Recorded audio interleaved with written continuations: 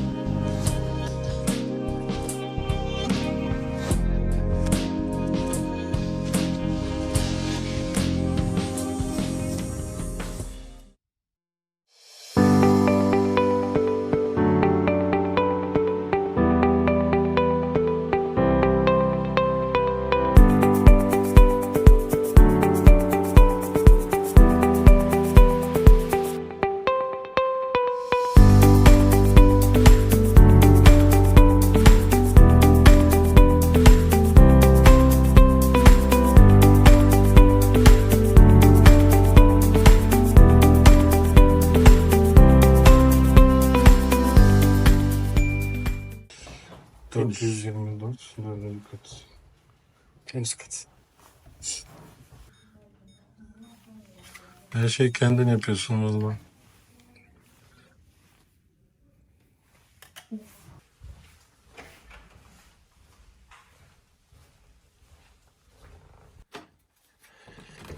Odamıza girdik. Ortak tuvalet ve banyo ve ortak mutfak. 2 gece 3 kişi 266 euro. Pahalı şehirde uygun konaklama peşindeyiz. Burası duş yeri.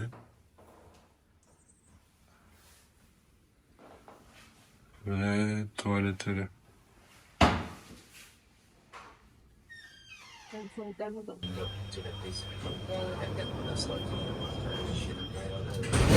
Tek bilet 24 kron çarpı 5 ne yapıyor? 120. 1 saat 15 dakika geçerli. Uygulama üzerinden alabiliyorsunuz.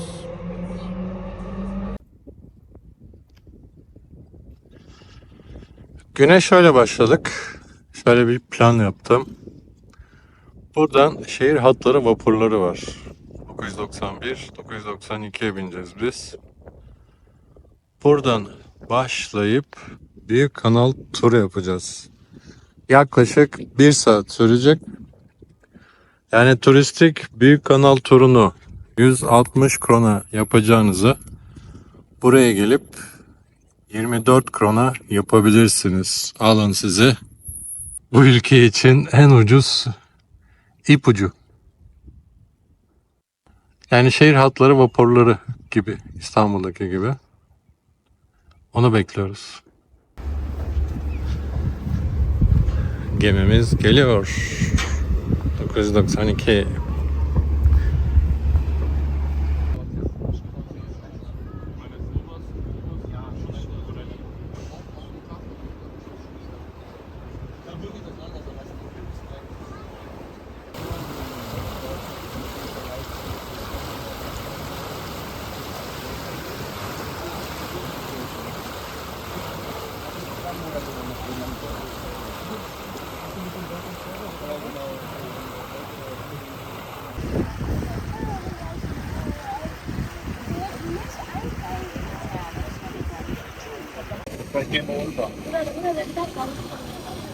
Bu da tur botu. Böyle bir şey. Şu küçük mavi olan da kiralanabiliyor. Elektrikli hepsi bu arada. Bu yolculuk yaklaşık 1 saat sürüyor ve bence değer.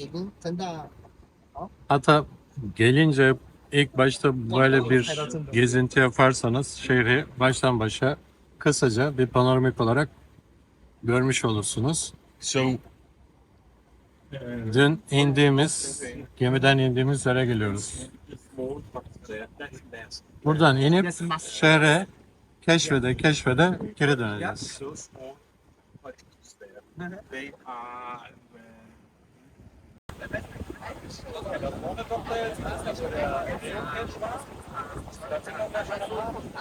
Elektrikli bir araç ama oldukça hızlı gidiyor valla. Hiçbir titreşim yok.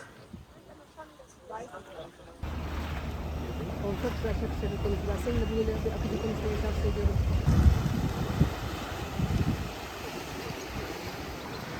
Benim anladığım bu tur tekneleri buradan dönüp küçük kanallara giriyor.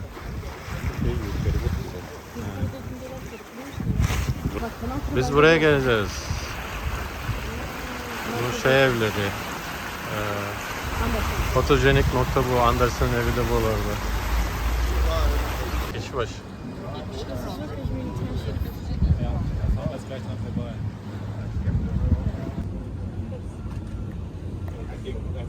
Ve yolun sonu.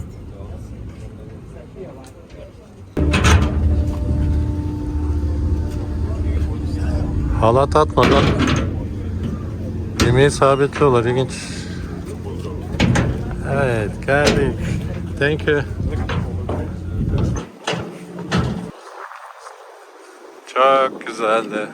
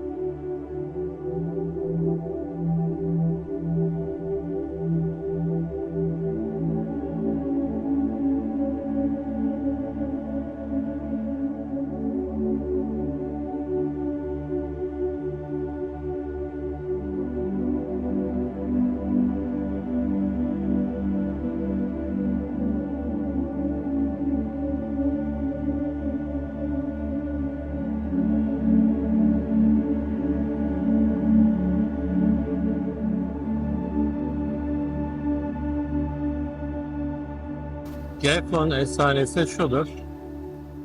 Geflon tanrıçası İsveç kralından toprak ister. O da şöyle bir koşul sürer. Sabaha kadar sürebildiğin toprak senindir.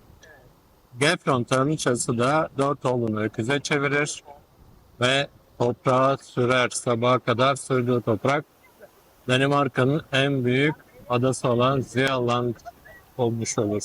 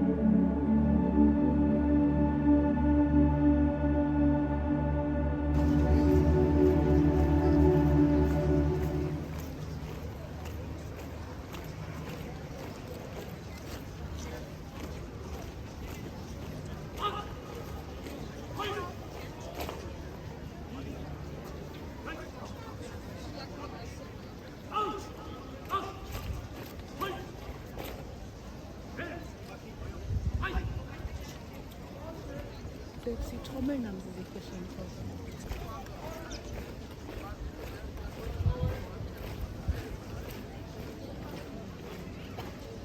Kraliyet Sarayı'nın meydanındayız. Nöbet değişimini yakaladık. Nöbet değişimi devam ediyor. Birazdan askerler gelecek. Gündüz saat 12, yani öğlenliğin tam 12'de nöbet değişimi başlıyor. Abartılacak bir şey yok. Kıyafetleri değişik, biraz İngiliz kraliyet ailesinin koruma askerlerine benziyorlar. Şu anda sarayda bayraklar yok. Yani kraliyet ailesi burada değil.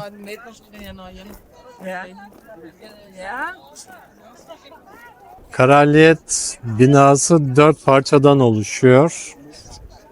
Kraliçe 52 yıldır tahtta. 2 tane de oğlu var. Sembolik bir görevi var. Yani biraz İngiltere kraliyet ailesi gibi bir aile. Şurada da katedral var. Anlık olarak yağmur geldi, anlık olarak gitti, güneş açtı, yağmurluğu çıkardık, yağmurluğu giydik. Böyle değişik bir hava durumu oluyor bu taraflarda, haberiniz olsun.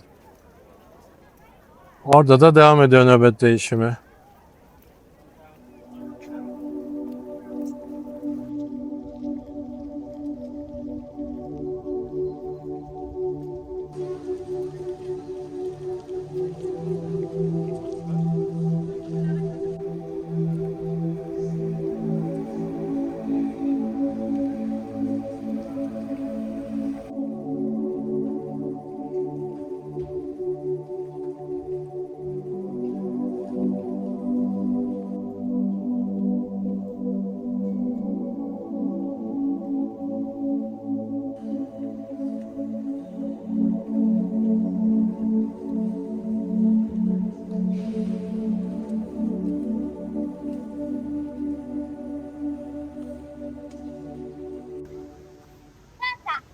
Şimdi şöyle bir yön tayini yapalım.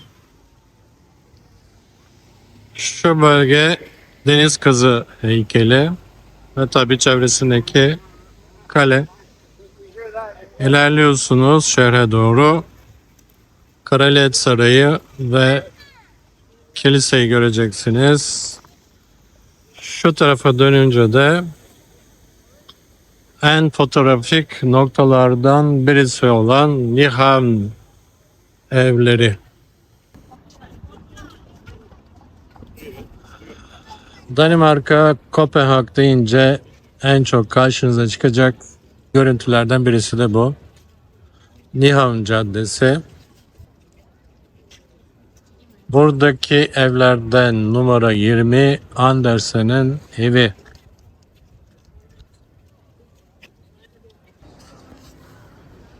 Karşımızdaki kırmızı 20 numaralı yapı Andersen'in evi.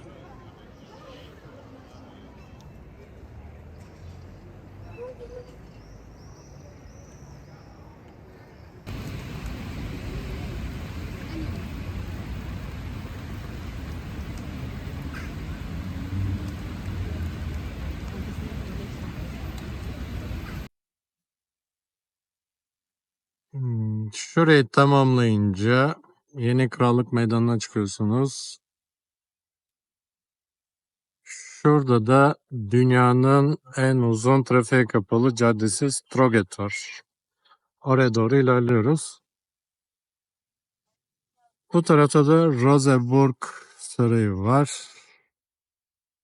Şu tarafta ileride yine buralarda bir yerde yuvarlak kule var. Eskiden gözlem evi olarak kullanılmış.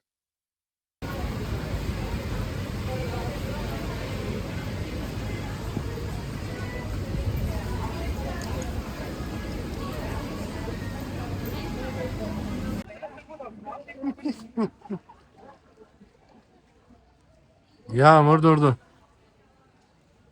Stargate'deyiz.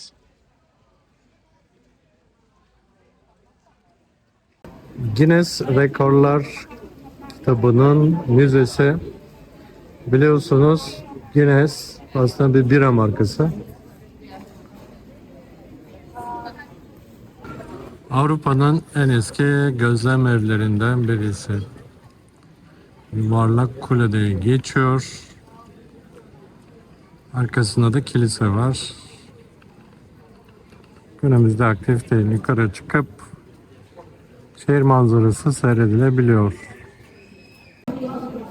Giriş 40 kron çarpı 5 200 lira. 15 yaş altı 10 kron.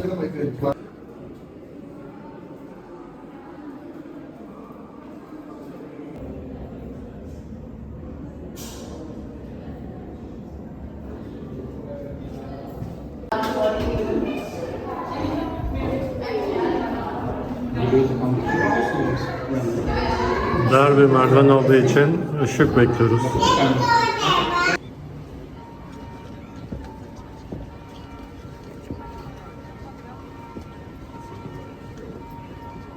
Yeah, this is the way to go to our hotel too. Yeah.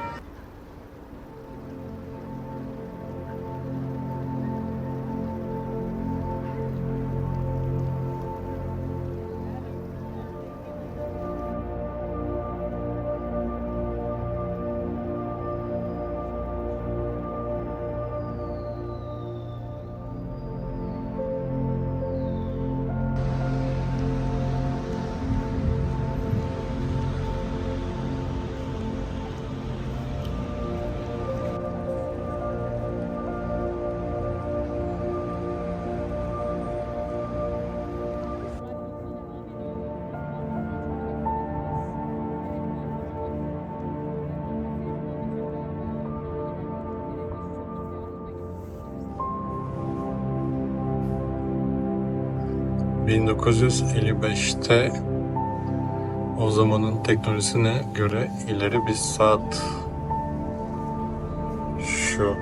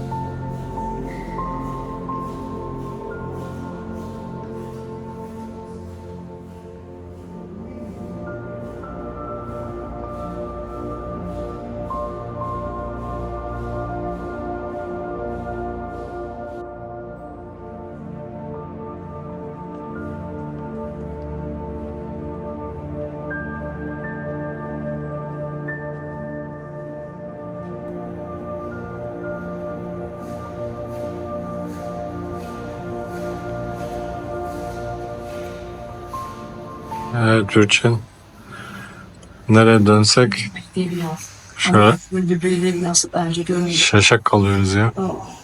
Yani insanlar burada nikah kıyıyorlar, fotoğraflarını çektiriyorlar, heykeller var, resimler var. Demin de arka bahçesini gördüm. Arka bahçesi de mükemmel. Tavanlar. Güzel bir şey. Hadi gelin. Arka bahçeye geçelim. Arka bahçeye gideceğiz. Tamam. Bir de yukarıdan bakayım.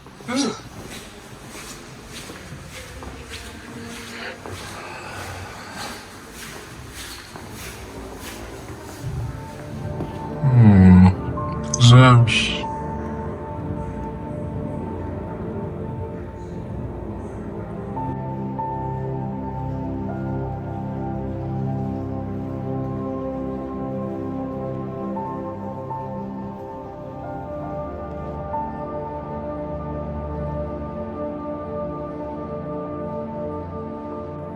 Nikah tazelemek için tarih aldım yani. Burada yapacağız artık. Süper olur. 25. yılımız. Allah düşünmüştüm, onu düşünmüştüm biliyor musun? Şimdi öyle Yani bir şey 25. yılda böyle tazeliyorlar ya. hiç yapmıyorsun herhalde. Gelmişken yarın bir bakalım. Bir yer varsa. Ama gelinlik giymem gerekiyor Eren. Yani sen de damatlık giyeceksin. Ama yine ikimiz olacağız değil mi yani? Başkasıyla olmuyor. Tazelemek derken. Taze derken yeri değiştirmek anlamında konuşmuyoruz. Hans Christian Andersen.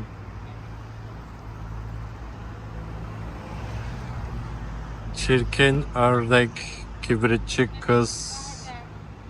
Beni küçükken ağlatan masallar. Hemen belediye binasının yanında. Kaçırmayın.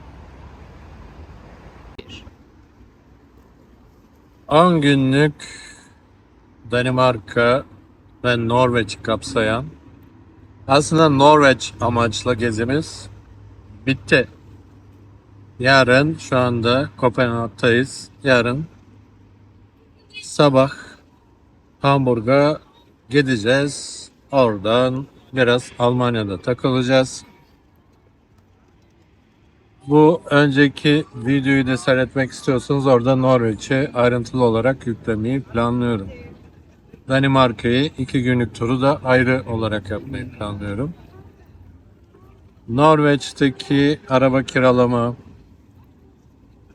konaklama maliyeti, gezi maliyeti, görülecek yerlerin hani kadraja sığmayan muhteşemliği orada ayrıntılı olarak ekleyeceğim. Mümkün olduğu kadar bütçeyi de açıklamaya çalışıyorum ki az çok burada tek başına gezi yapmak isteyenler için, tur dışı gezi yapmak isteyenler için bir rehber olsun.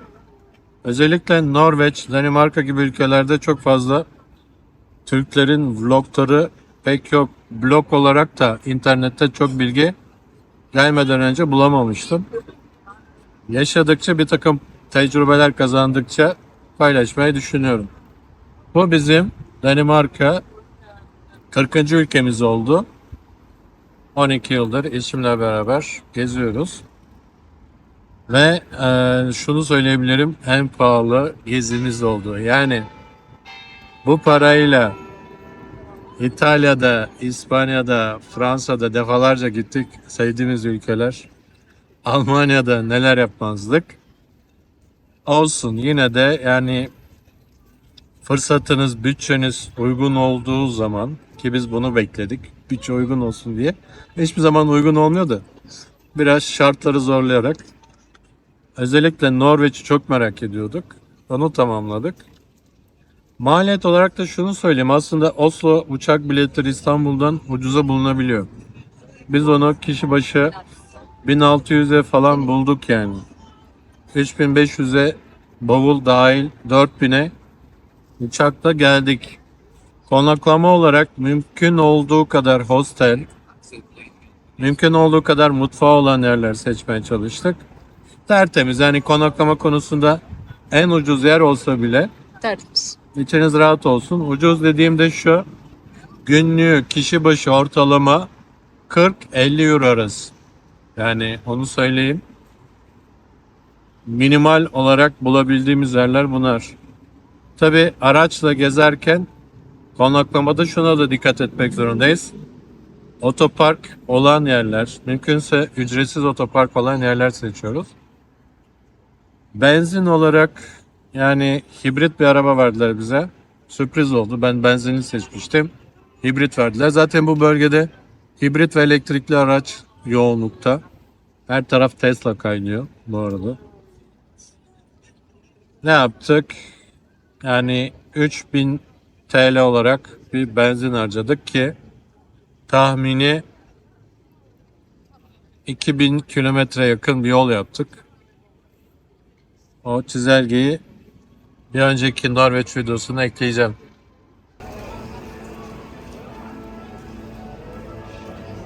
Ünlü Tivoli Parkı.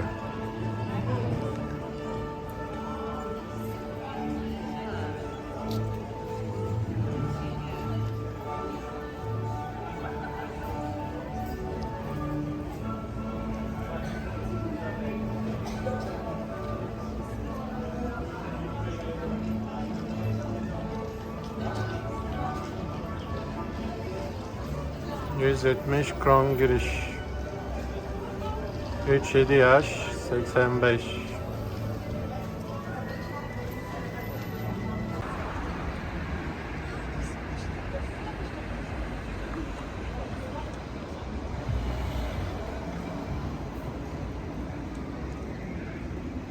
Anlıyoruz. Önce kahvaltı. Şimdi şu ana kadar hep kahvaltıyı otellerde yaptık. Mutfağı olan yerlerde yaptık. Marketten aldığımız malzemelerle yaptık ve uyguna geliyordu. Zirve noktası Kopenhag oldu. Kahvaltı olarak şu anda 3 kahve, 5 tane çörek, tabii 3 kişiyiz. 2 tane de mini pizza aldık. 1500 lira para verdik. 300 kron, evet.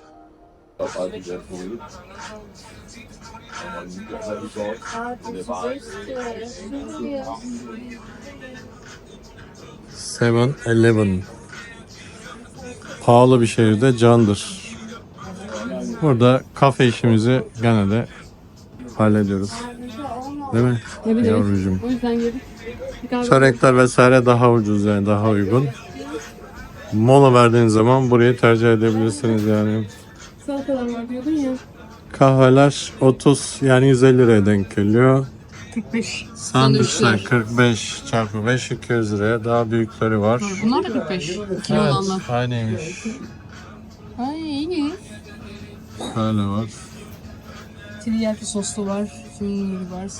İçecekler böyle bir iki parçası 40. Ucuz mu? İki parçası 59. Suların. İki parçası 59 su alabiliriz daha sonra.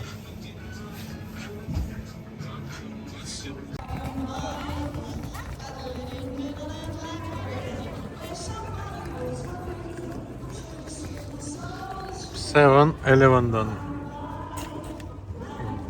dürüm, pestolu, tavuklu, güzel. 45 kron, yani yaklaşık 200 lira. Şöyle atıştırmalık bir mola.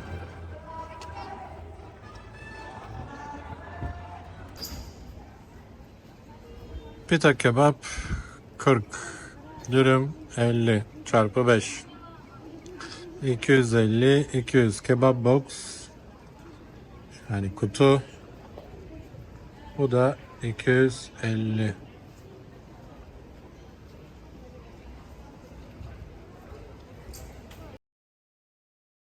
Evet. Şu menü 3 kişi yaklaşık 1500 lira. 100 kron, yani 300 lira. Pardon, 500 lira. Aslında İstanbul fiyatlarını günümüzde düşününce çok da pahalı değil. Pahalı ama. Lego biliyorsunuz Danimarka'nın en bilinen markası.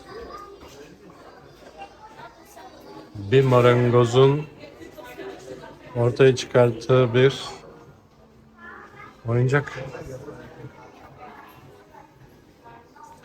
Bu Yüzüklerin Efendisi'ndeki göz. 3600 çarpı 5. Roma.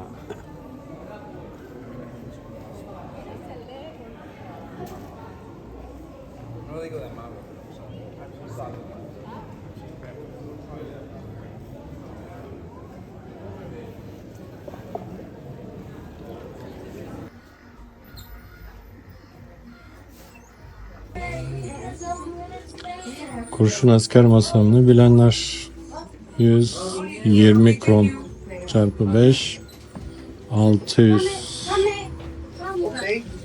Hediyelik. Bu arkadaşlar 1500.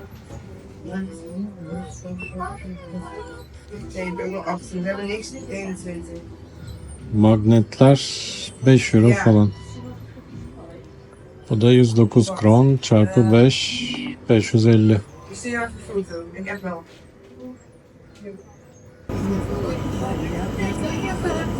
Hamburg treni bekliyoruz.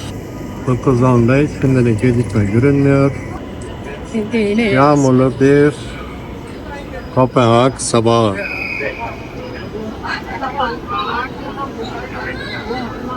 Saat öğleden sonra 2 gibi Hamburg'da olmamız gerekiyor. Gel abi. Gel. Gel.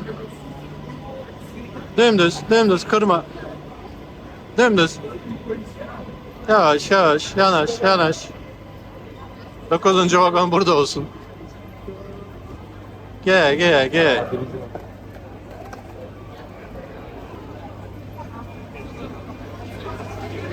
Beklenen tren. Burası kapalı bence.